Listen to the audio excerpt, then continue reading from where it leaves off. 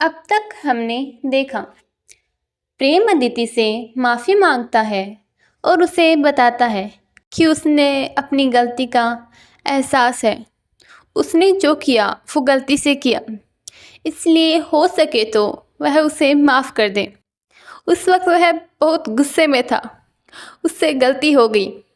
वही अदिति को एहसास होता है कि प्रेम को उसकी गलती का एहसास है, इसलिए वह उसे माफ़ करके गले लगा लेती है और निशा विवेक भी आकर उन्हें गले लगा लेते हैं। अब आगे निशा, अरे यार बहुत हो गया, कितना रोगे और मुझे भी रुलाओगे, अब चुप हो जाओ। निशा की बात सुनकर सब अपनी आंखों से आंसू पूछते हैं और एक दूसरे से अलग होते हैं। प्रेम, देव वो डील कैंसिल कर दो, मुझे नहीं करना। अदिति, इसकी कोई ज़रूरत नहीं है, देव रहने दो। प्रेम, लेकिन अदिति, तुम्हारी वजह चाहे जो भी रही हो, लेकिन इस तरह मेरा रिएक्ट करना गलत था। मुझे खुश होना चाहिए था तुम्हारे किए कि तुम हर फील्ड में अपने आप को प्रूव कर रहे हो बजाय नाराज़ होने के, इसलिए आई एम सॉरी। वैसे भी अगर तुम ऐसे अपने कदम पीछे लोगे तो सब तुम पर सवाल उठाएंगे, जो मैं बिल्कुल भी नहीं चाहती, इसलिए ऐसा कुछ मत करो प्लीज़। अदिति की बात सुन प्रेम एक बार फिर उसे गले से लगा लेता है, फिर उससे अलग होकर कहता है, प्रेम थैंक्स मुझे समझने के लिए और मुझसे नाराज़ ना होने के लिए भी। अदिति हल्की स्माइल के साथ, इट्स माई ड्यूटी सर। प्रेम हंसते हुए, एक बात कहूँ? अदिति, बोलो। जहाँ एक तरफ अदिति और प्रेम बातें कर रहे हैं, वहीं दूसरी तरफ निशा और देव बड़े प्यार से दोनों को देख मुस्कुरा रहे हैं। प्रेम, मुझसे दोस्ती करोगी? आई प्रॉमिस हमेशा निभाऊंगा। निशा मन में, मेरे पागल जीजू, मुझे लगा आप कहोगी कि आपको मोहब्बत हो गई है, लेकिन आप तो डरपोक निकले। लेकिन कोई नहीं, आज आपने मेरी अदिति से अपने दिल की बात नहीं कही तो क्या, कल ज़रूर कहोगे, और तब तक मैं आपको आपकी फीलिंग समझने में मदद करूँगी, आई प्रॉमिस। देव अपने माथे पर हाथ रखते हुए अपने मन में, हाय राम, जब कोई अपना पूरा हाथ पकड़ा रहा हो प्यार से, तब ये इंसान कहेगा नहीं मुझे तो उंगली ही पकड़नी है, पागल कहीं का। पर कोई ना, अब फ्रेंडशिप कर ही ली है तो इसे प्यार का एहसास बताने के लिए मैं इसके साथ हूँ, ताकि ये समझे कि ये दिल हार बैठा है और हमेशा के लिए अदिति मैम को अपनी ज़िंदगी में ले आए। अदिति कुछ सोचने की एक्टिंग करते हुए, of course my dear friend. दोनों हैंडशेक करते हैं। देव, वैसे मैम एक काम अच्छा हुआ ना, उस दिन वो लड़की वहाँ नहीं पहुँची और मुझे आप मिल गई। अदिति को उस दिन की सब बातें याद आने लगती हैं, जिस पर एक पल के लिए उसके चेहरे पर मायूसी आ जाती है, लेकिन वह जल्द ही अपने चेहरे के भाव छुपा लेती है। अदिति हल्की स्माइल के साथ, वैसे एक चीज़ और अच्छी हो सकती है। देव, क्या मैम? अदिति, यही कि तुम मुझे मैम बोलना बंद कर दो और मुझे मेरे नाम से बुलाओ। देव, लेकिन मैम। अदिति उसकी तरफ घूर कर देखती है, जिस पर वो एक नज़र प्रेम को देखता है, जिसने हाँ में अपनी पलकें झपका देने पर देव ने थोड़ा हिचकिचाते हुए कहा, तो क्या मैं आपको भाभी बोल सकता हूँ? अदिति एक नज़र देव को देख, ओके नो प्रॉब्लम। देव, थैंक्स मैम, मेरा मतलब है भाभी। एक बार फिर सब खिलखिलाकर हंसने लगते हैं। तभी निशा कहती है, निशा, अरे यार पार्टी में भी इंजॉय नहीं कर पाए, लेकिन अब तो कर सकते हैं क्योंकि अभी तो मौका भी है और दस्तूर भी। सब उसकी बात सुन हंस देते हैं। देव, बताओ कहाँ जाना है, मैं अभी बुक करता हूँ। निशा, रहने दे यार, वैसे मैं बात नहीं कर रही हूँ, मैं तो डांस की बात कर रही हूँ। मैंने तो यही मिस किया। और उसके बाद आइसक्रीम मिल जाए तो बात बन जाए। सब उसकी बात पर मुस्कुरा देते हैं। देव, मैं अभी मारिया आंटी को आइसक्रीम लाने के लिए कहता हूँ और डांस के लिए मैं सॉन्ग फ़ोन में चला सकता हूँ। निशा, ओके दिन, चलो करते हैं, मुझे अपना फ़ोन दो, मैं चलाऊँगी। यह कहकर निशा देव के हाथ से उसका फ़ोन छीन लेती है। देव कुछ नहीं कहता और उसे चलाने देता है। तभी निशा सॉन्ग प्ले करती है और अदिति और प्रेम का हाथ एक दूसरे के हाथ में देती है और खुद भी अपना हाथ देव के आगे करती है। देव, मैं नहीं, ये मुझसे नहीं होगा। निशा, तो तुम क्या चाहते हो, मैं अकेले कपल डांस करूं? देव, पर मुझे डांस। निशा उसे बीच में टोकते हुए, फिक्र मत करो, मुझे भी नहीं आता डांस, पर कोशिश करने के लिए क्या ज़्यादा है। आओ अब। देव अदिति का हाथ पकड़ लेता है और डांस करना शुरू करता है। वहीं प्रेम भी अदिति के साथ डांस करना शुरू करता है।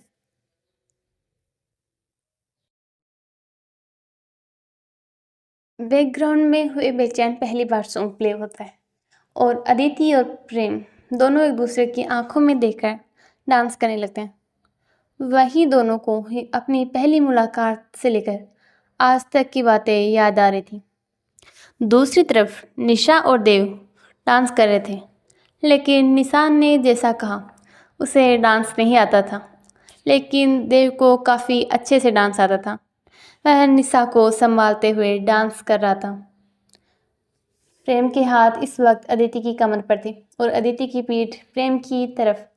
प्रेम के हाथ अदिति की कमर से होकर उसके कंधे तक आते हैं और वह उसका चेहरा अपनी तरफ करके अपने दोनों हाथ वापस उसकी कमर पर रख डांस करते हैं। वहीं अदिति के हाथ अब प्रेम के दोनों तरफ लिपटे हुए थे। जैसे जैसे गाना आगे बढ़ रहा था, जैसे जैसे उनके कानों में धुन सुनाई दे रही थी, उसी धुन में खोकर उन्हें एक नया एहसास हो रहा था। वो दोनों एक दूसरे की आंखों में खोए जा रहे थे। वहीं निशा की नज़रें अब एकटक देव को देख रही थी। उसके हैंडसम चेहरे को देख उसके चेहरे पर एक स्माइल आ गई। वहीं देव ने जब निशा को ऐसे मुस्कुराते देखा तो उसके चेहरे पर भी मुस्कुराहट आ जाती। प्रेम और अदिति तो मानो अब म्यूजिक की धुन में डूबते जा रहे थे। दोनों बस ही उस म्यूजिक को सुनकर एक दूसरे को देखे जा रहे थे। यही हाल निशा और देव का भी था। प्रेम और अदिति को अपनी पहली मुलाकात याद आती है, जिसके बाद दोनों मुस्कुराने लगते हैं और इसी तरह गाना आगे बढ़ता जाता है। देखते ही देखते गाना ख़त्म होता है। देव और निशा म्यूज़िक के रुकते ही एक दूसरे से अलग होते हैं। तभी वो दोनों सामने देखते हैं, जहाँ अदिति और प्रेम अभी भी डांस में लगे हुए थे, मानो उन्हें किसी चीज़ का होश ही ना हो। उन्हें ऐसे देख दोनों के चेहरे पर मुस्कुराहट आ जाती है। तभी निशा उन दोनों के सामने जाकर खांसने की एक्टिंग करती है जिससे दोनों का ध्यान टूटता है और दोनों एक दूसरे से अलग होते हैं। निशा, आप दोनों तो एक दूसरे में ऐसे देख रहे थे मानो अब किसी और को देखोगे ही नहीं। चक्कर क्या है? अदिति निशा के सर पर हल्की सी चपत लगाते हुए, कोई चक्कर नहीं है, समझ आए? प्रेम, मुझे कुछ काम है, मैं स्टडी रूम में जा रहा हूँ। यह कहकर वह वहाँ से दौड़कर स्टडी रूम में चला जाता है। वहीं तीनों उसे जाते हुए बस देख रहे थे। अदिति, प्रेम को क्या हुआ अचानक से? देव सीढ़ियों की तरफ देखते हैं। पुराने जख्मों को भरने में टाइम लगता है भाभी, पर शायद अब भर जाए। हे डियर लिसनर्स, कैसा लगा आपको आज का पाठ, ज़रूर बताना। और आपको क्या लगता है कि इन पुराने जख्मों की बातें कर रहे हैं देव? और क्या है ऐसे जख्म जो भरने में टाइम लगता है? तो चलिए फिर मिलते हैं अगले पाठ में। तब तक के लिए बाय बाय।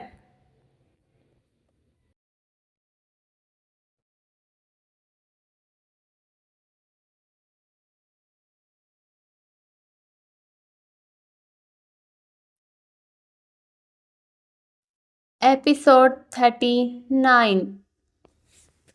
अब तक हमने देखा प्रेम अदिति दोनों एक दूसरे की तरफ दोस्ती का हाथ बढ़ाते हैं। दूसरी तरफ सब लोग आज काफ़ी खुश होते हैं, इसलिए देव निशा के साथ मिलकर और अदिति प्रेम के साथ मिलकर कपल डांस करते हैं। सब काफ़ी खुश थे। तभी सॉन्ग ख़त्म होता है, जिस पर प्रेम अदिति और बाकी सब को वहाँ छोड़कर स्टडी रूम की तरफ चला जाता है। वही अदिति देव से पूछती है कि उसे क्या हुआ। तब देव कहता है कि पुराने जख्म ताज़ा हो गए,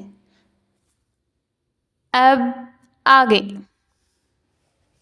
देव की बात सुनकर अदिति देव की तरफ देखती है और पूछती है कि अदिति, तुम्हारा मतलब क्या है इससे देव? देव, भाभी मैं आपको ये नहीं समझा पाऊंगा, इसलिए प्लीज़ आप ये सब जाकर प्रेम से ही पूछ लो। वैसे भी आज तक सब कुछ उसने मुझे तो नहीं बताया, लेकिन शायद आपको बता दें। अदिति, मैं? देव, हाँ भाभी, आप, मुझे यकीन है कि वो आपको ज़रूर बताएगा, इसलिए एक बार कोशिश कीजिए, शायद अपनी बातें शेयर करके उसे भी अच्छा लगे। अदिति, ठीक है, फिर मैं कोशिश करूँगी। यह कहकर अदिति पहले किचन की तरफ जाती है और वहाँ से आइसक्रीम का बोल उठाकर स्टडी रूम की तरफ जाने लगती है। वह स्टडी रूम का दरवाज़ा खोलकर अंदर जाती है तो देखती है कि प्रेम बालकनी में खड़ा होकर सिगरेट के कस ले रहा है, जिस पर वह 1 मिनट वहीं रुक जाती है। वही प्रेम को अब तक एहसास हो चुका था कि अदिति रूम में है, इसलिए वह उसकी तरफ देखकर कहता है, प्रेम क्या हुआ, वहाँ क्यों खड़ी हो? अदिति, कुछ नहीं, बस ऐसे ही। यह कहकर अदिति प्रेम के पास बालकनी में आकर स्विंग चेयर पर बैठ जाती है और अपने साइड में प्रेम को भी बैठा लेती है और उसके हाथ से सिगरेट लेकर डस्टबिन में डाल देती है। वही प्रेम भी इस पर उसे कुछ नहीं कहता।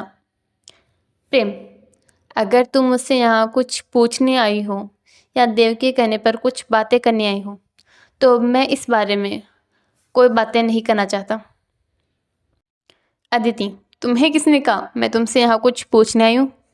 वैसे भी जब तुम्हारा मन होगा तुम खुद बता दोगे, तब तक मैं तुम्हें किसी भी चीज़ के लिए फोर्स नहीं करूँगी।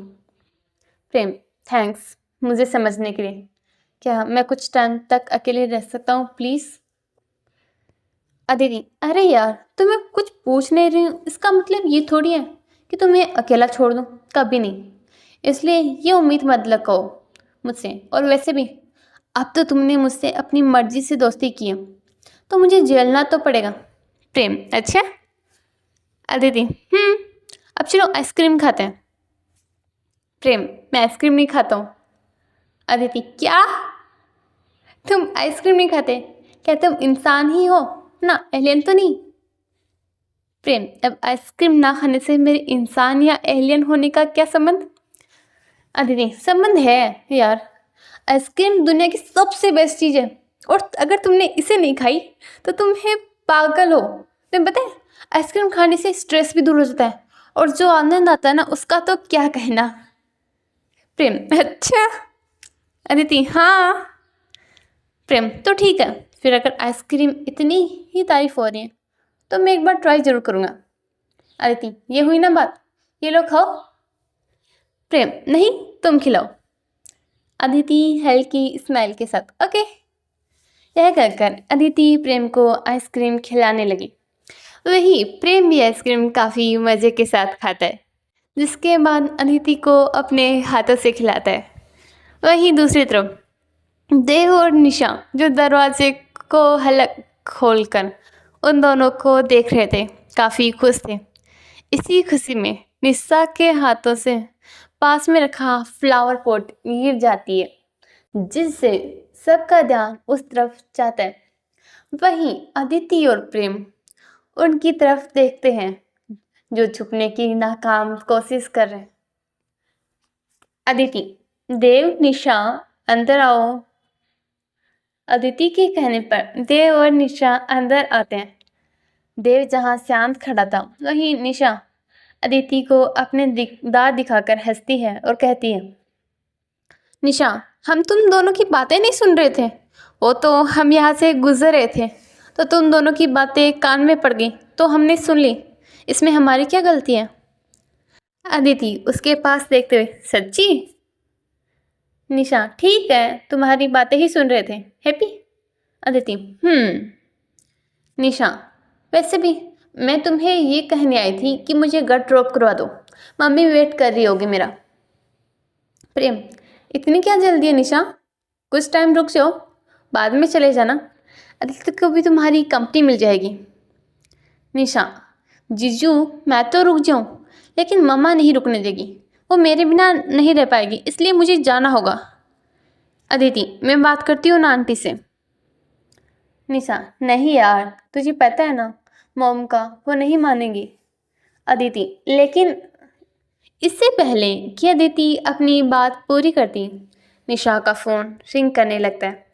वह देखती है कि उसकी मम्मी का फ़ोन है तो वह सबको दिखाती है। निशा, देखा, मैंने कहा था ना मॉम नहीं रह पाएगी, तभी तो उन्होंने कॉल कर दिया। अब मुझसे पूछेगी मैं निकली कि नहीं और मुझे कितना टाइम लगेगा।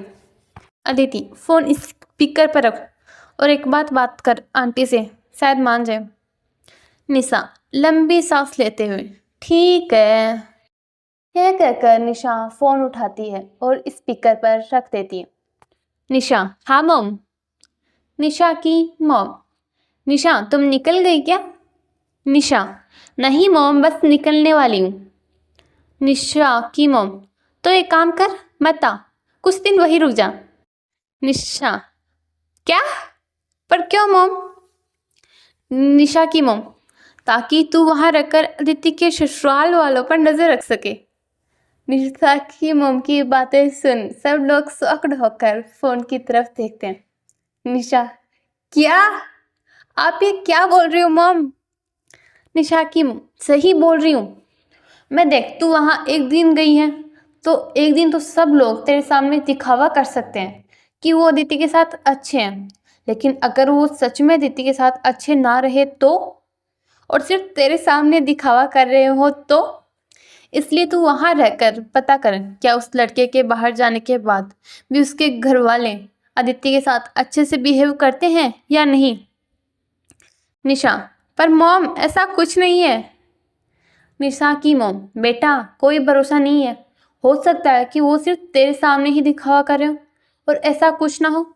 अब कुछ दिन वहाँ रहकर उन पर नज़र रख, और हाँ, मुझे वीडियोस भी बनाकर भेजना, तुम्हें तो पता नहीं चलेगा कौन असली है और कौन नहीं, ऐसे में और कौन नाटक कर रहा है, इसलिए मैं जैसा कह रही हूँ वैसा कर। निशा, लेकिन मॉम इसकी क्या ज़रूरत है, सब लोग अच्छे हैं, मैंने देखा है सबको। निशा की मॉम, जैसे तेरी वो दोस्त पागल है वैसे ही तू पागल है, तुम दोनों को कुछ नहीं पता है सही गलत का, इसलिए अब मैंने जो कहा है वो कर चुपचाप। वैसे भी अदिति मेरी बच्ची है, मैं नहीं चाहती उसे तकलीफ हो, उसे सही और गलत नहीं पता पर मुझे तो पता है, इसलिए चुपचाप ऐसा कर, समझ है? निशा, लेकिन मम्मा। हे डियर लिसनर्स, कैसा लगा आपको आज का पार्ट, ज़रूर बताना। और आपको क्या लगता है प्रेम, अदिति और देव का क्या रिएक्शन होगा निशा की मॉम की बातें सुनने के बाद? जानने के लिए बने रहे मेरे साथ इस कहानी में। तो चलिए मिलते हैं अगले पार्ट में, तब तक के लिए बाय बाय।